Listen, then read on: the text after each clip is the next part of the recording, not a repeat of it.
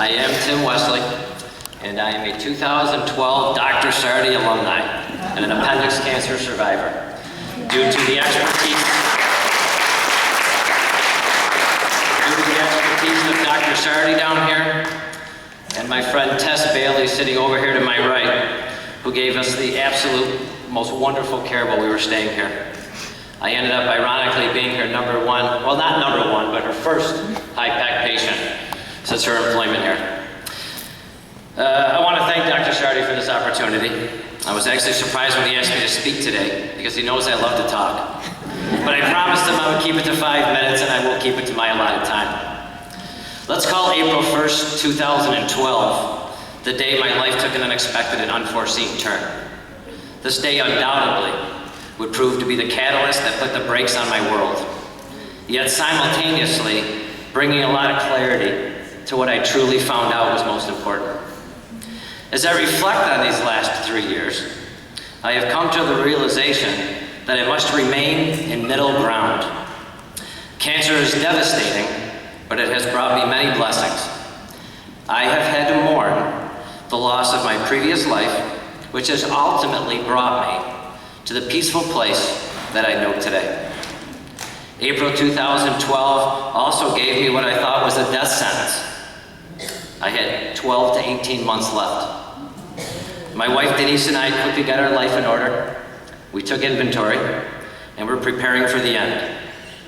Our daughters Skylar and Mackenzie, who were 9 and 8 years old at the time, were impressive.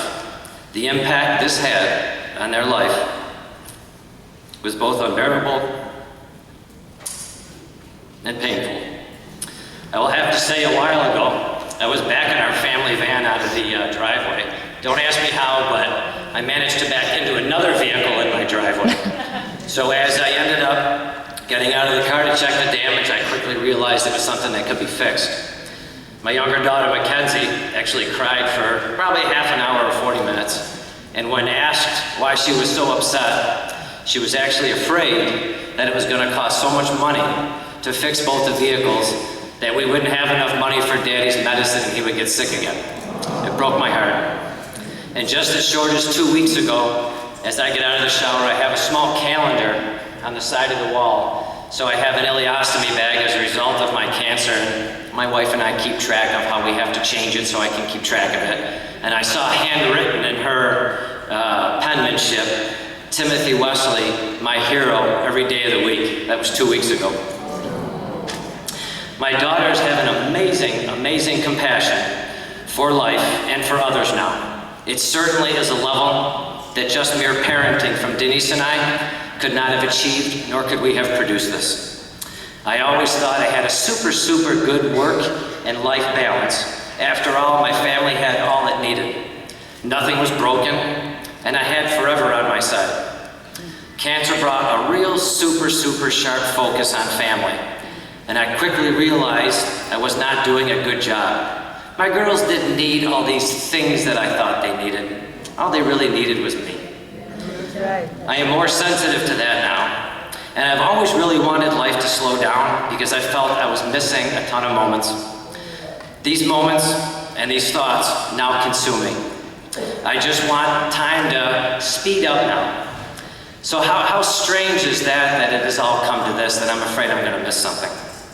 I live with a constant fear that I won't see graduations, weddings, and grandkids, and yet how I look forward to have just a little set of arms wrapped around my neck, and how I really, really want my children, and I want to live long enough to have them have their own houses so I can eat all their food and run up all their electric bills.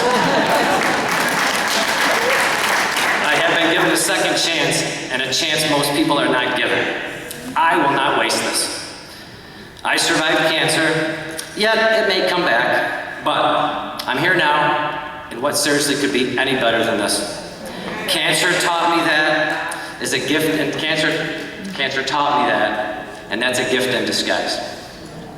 My wife and I are sharing these gifts, and we're paying them forward by helping others, and truthfully, that fills my heart. Our not-for-profit organization, Being Intimidated, has been a huge part of my life the last 3 years.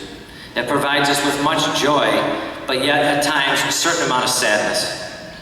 I have learned there is a delicate balance between supporting people.